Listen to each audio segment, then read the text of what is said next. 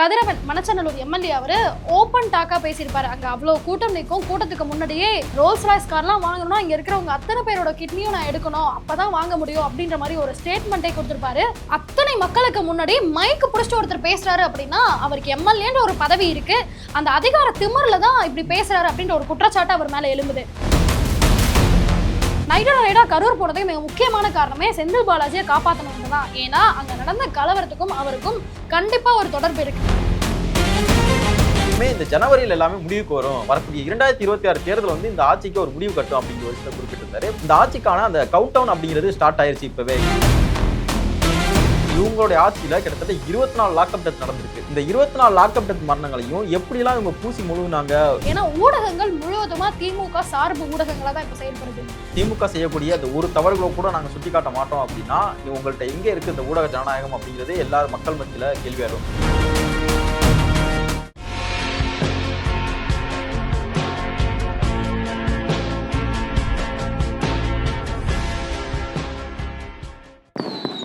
இந்த திவாலிய famous star டூரிசமோட துபாயில கோலாகலமா கொண்டாடுங்க. திவாலி ஆஃபர் வெறும் 24,999 மட்டுமே. இப்பவே ஃபேமஸ் ஸ்டார் டூரிசம் கான்டாக்ட் பண்ணி உங்க சீட்ஸை புக் பண்ணுங்க. பேசு தமிழா பேசு நேயர்களுக்கு வணக்கம். நம்ம தொடர்ந்து நயினார் நாகேந்திரன் அவர்கள் நடத்தக்கூடிய பிரச்சாரத்தை பத்தி பேசிட்டு இருக்கோம். அந்த வகையில நேத்து மத்திய சென்னையில தான் அவர் பேசியிருக்காரு.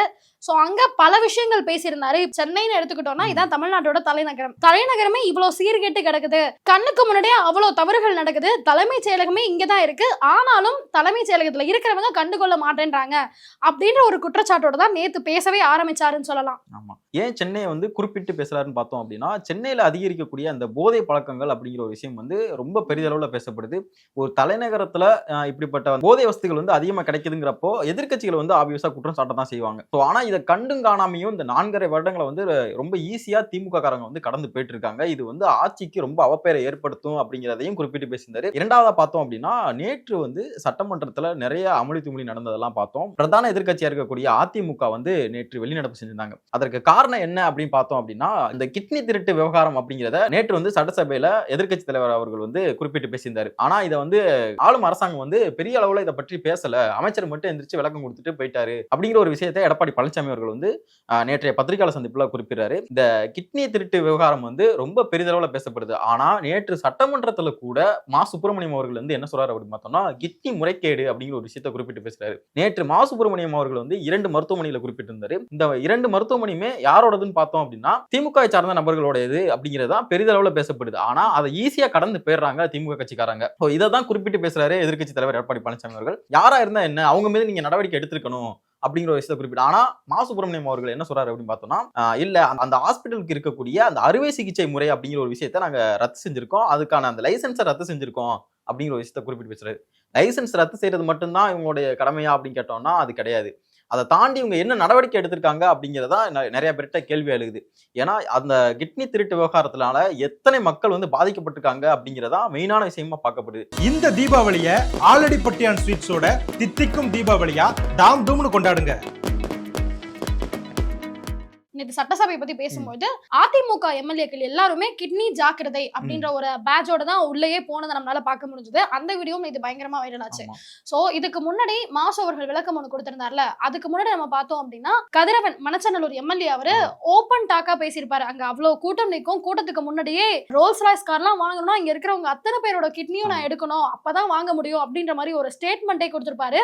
அத்தனை மக்களுக்கு முன்னாடி மைக்கு பிடிச்சிட்டு ஒருத்தர் பேசுறாரு அப்படின்னா அவருக்கு எம்எல்ஏன்ற ஒரு பதவி இருக்கு, அந்த அதிகார திமிர்ல தான் இப்படி பேசுறாரு அப்படின்ற ஒரு குற்றச்சாட்டு அவர் மேல எழும்புது. அது மட்டும் இல்லாம இந்த கிட்னி திருட்டு வழக்குலயுமே அவர் இன்டைரக்டா சம்பந்தப்பட்டிருக்காரு, அவருடைய மருத்துவமனைக்கும் இதுக்கு தொடர்பு இருக்கு அப்படின்னு தெரிஞ்சும் கூட அவர் மேல துறை ரீதியா என்ன நடவடிக்கை எடுத்தாங்க? இன்னுமே அவர் தான் மணச்சநல்லூர் எம்எல்ஏவா இருக்காரு. இந்த மாதிரி ஆட்களை வச்சுக்கிட்டு திமுக எந்த மாதிரியான ஒரு ஆட்சியை கொடுக்கும் அப்படின்ற கேள்விகளுமே மக்கள் மத்தியில எழும்புது.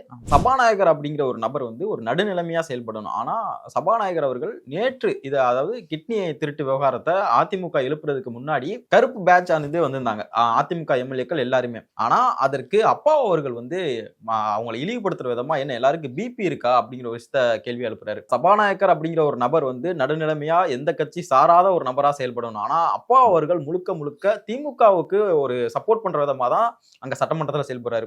இவங்க கருப்பு பேட்ச் அணிந்து வந்ததுக்கு வந்து அவங்க காரணம் விளக்கம் எல்லாமே கொடுக்குறாங்க. கரூர்ல அவ்வளவு பெரிய துயரம் நடந்திருக்கு, அதுக்காக தான் நாங்க அணிந்து வந்தோம் அப்படிங்கிற ஒரு விஷயத்த சொல்றாங்க. ஆனா சபாநாயகர் அப்பாவு அவர்கள் வந்து அந்த மக்களையே இழிவுபடுத்துற விதமா இருக்கு அவருடைய அந்த கமெண்ட் அப்படிங்கிறத நிறைய சமூக வலைதளங்கள்ல பேசிட்டு இருக்கதை பார்த்தோம். இதெல்லாம் ஒரு பக்கம் நடந்துட்டு இருக்கும்போது நயினார் நாகேந்திரன் அவர்கள் நேற்று முக்கியமான ஒரு விஷயம் பேசியிருந்தாரு. என்னன்னா, முதல்வர் அவர்கள் நைடா கரூர் போனதுக்கு மிக முக்கியமான காரணமே செந்தில் பாலாஜியை காப்பாற்றணும்ன்றதான். ஏன்னா அங்க நடந்த கலவரத்துக்கும் அவருக்கும் கண்டிப்பா ஒரு தொடர்பு இருக்கு. ஏன்னா கலவரம் முடிஞ்சு மருத்துவமனைக்கு கூட்டத்துல பாதிக்கப்பட்டவங்க அழைச்சிட்டு வரதுக்கு முன்னாடியே செந்தில் பாலாஜி அவர்கள் அங்க போய் நிக்கிறாரு.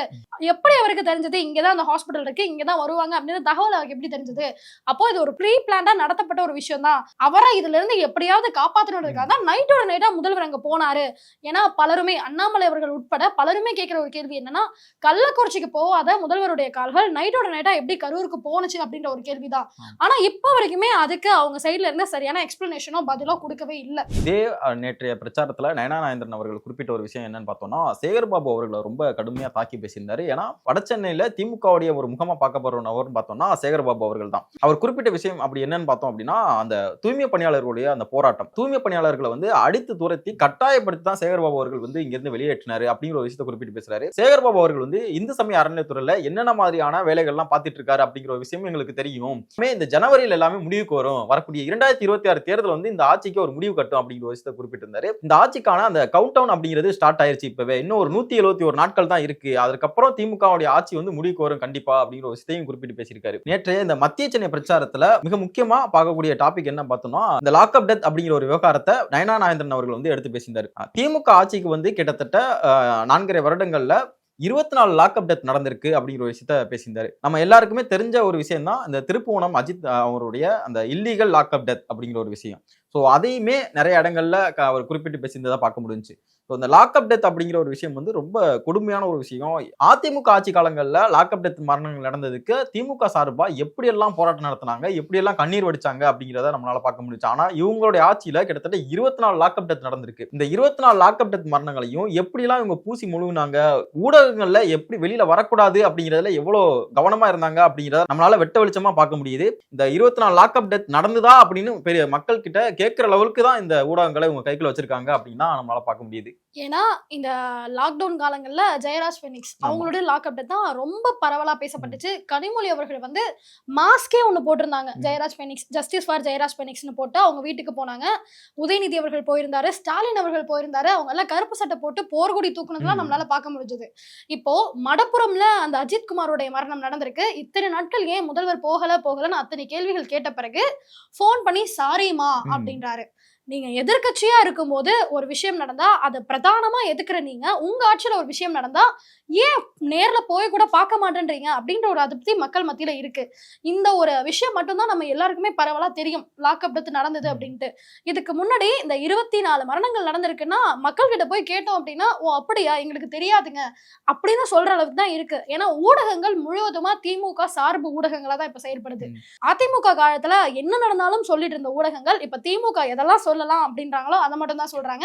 எதை சொல்லக்கூடாது தவிர்த்தலான்றாங்களோ அதை முழுவதுமா தவிர்த்துறாங்க. திமுக மேல தப்பே இருந்தாலும் அதை வெளியே போடுறது இல்ல அப்படின்ற ஒரு குற்றச்சாட்டுமே இப்ப பரவலா பலரால பேசப்படுது. ஆமா, இந்த ஊடகங்கள் வந்து எப்படியெல்லாம் இவங்களுடைய அந்த விஷயங்களை வந்து மறைக்கிறாங்க அப்படின்னு பார்த்தோம்னா, கிட்டத்தட்ட இந்த 4.5 வருடங்கள்ல அவங்க நடத்தக்கூடிய அந்த விவாதங்கள் அப்படிங்கிறது வந்து கிட்டத்தட்ட ஒரு ஆயிரக்கணக்கான எண்ணிக்கையில இருக்கும். ஆனா இதுல எத்தனை விவாதங்கள் வந்து திமுக செய்யக்கூடிய அந்த தவறுகளை சுட்டிக்காட்டுற விதமா விவாதம் நடந்துச்சு அப்படிங்கிறதா இங்க மிகப்பெரிய கேள்வியா இருக்கு. திமுக செய்யக்கூடிய அந்த ஒரு தவறுகளை கூட நாங்க சுட்டிக்காட்ட மாட்டோம் அப்படின்னா நீ உங்கள்கிட்ட எங்க இருக்கு இந்த ஊடக ஜனநாயகம் அப்படிங்கிறது எல்லாரும் மக்கள் மத்தியில கேள்வி எழும். நம்ம இப்ப பேசின மாதிரி தான் அந்த காவல்துறை அப்படிங்கிறது வந்து இவங்க கட்டுப்பாட்டுல இல்ல அப்படிங்கிற ஒரு விஷயத்தையும் தமிழக பாஜக தலைவராக இருக்கக்கூடிய நயனா நாகேந்திரன் அவர்கள் வந்து குறிப்பிட்டு பேசியிருந்தாரு. ஏன் வந்து காவல்துறை வந்து தமிழக அரசுடைய கட்டுப்பாட்டுல இல்ல அப்படிங்கிறதுக்கு சிறந்த உதாரணம் பார்த்தோம்னா இப்ப இந்த நடந்திருக்கக்கூடிய இந்த 24 லாக்அப் டெத் மரணங்கள் தான்.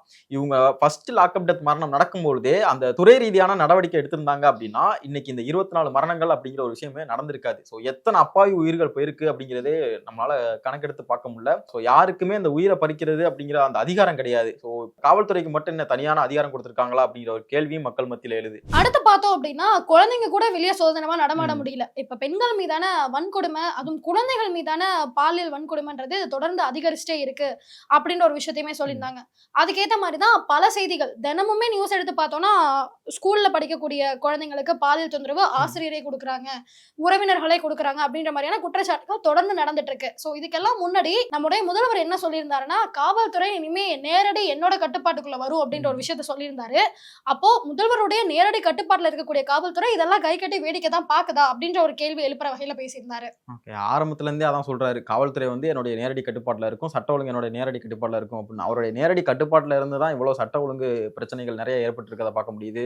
நிறைய துறை ரீதியான பிரச்சனைகள் ஏற்பட்டிருக்கதை பார்க்க முடியுது. ஸோ அந்த நிலைமையில தான் அவர் வந்து அவருடைய டிபார்ட்மெண்ட்டே கையாளுறாரு அப்படின்னா அவர் எந்த அளவுக்கு செயல்பட்டிருக்காரு அப்படிங்கிறது வெட்ட வெளிச்சமா எல்லாருக்குமே மக்கள் மத்தியில தெரியுது.